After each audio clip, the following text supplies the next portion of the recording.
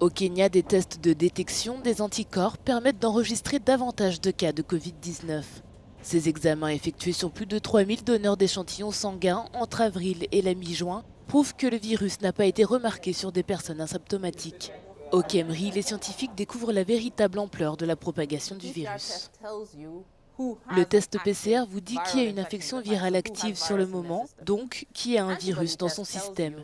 Le test d'anticorps vous dit que cette personne peut avoir été infectée dans un passé récent, peut être infectée ou peut avoir été exposée à l'infection. Cela signifie qu'elle peut avoir été en contact avec une personne qui était positive pour le SRAS-CoV-2.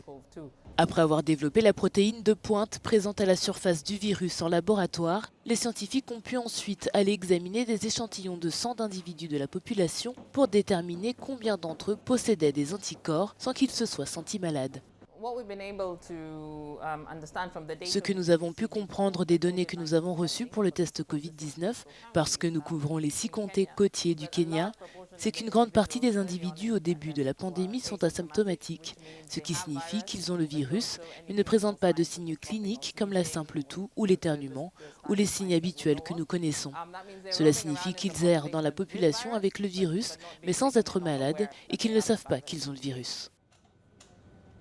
Le test PCR Covid-19 présente des limites, parmi lesquelles la capacité des ressources humaines à effectuer les tests et la disponibilité des réactifs qui limitent le nombre de personnes pouvant être testées dans la population. L'infection est en fait assez répandue, non sans ressembler à celle d'autres pays dans le monde. Ce qui est différent, c'est que nous ne voyons pas autant de personnes tomber malades, être admises à l'hôpital et mourir par rapport aux autres pays qui avaient une prévalence similaire en termes d'infection. Le faible taux d'infection officiel du Kenya pourrait être dû aux mesures de confinement strictes et au fait qu'il n'y avait pas suffisamment de tests PCR disponibles pour examiner davantage de personnes.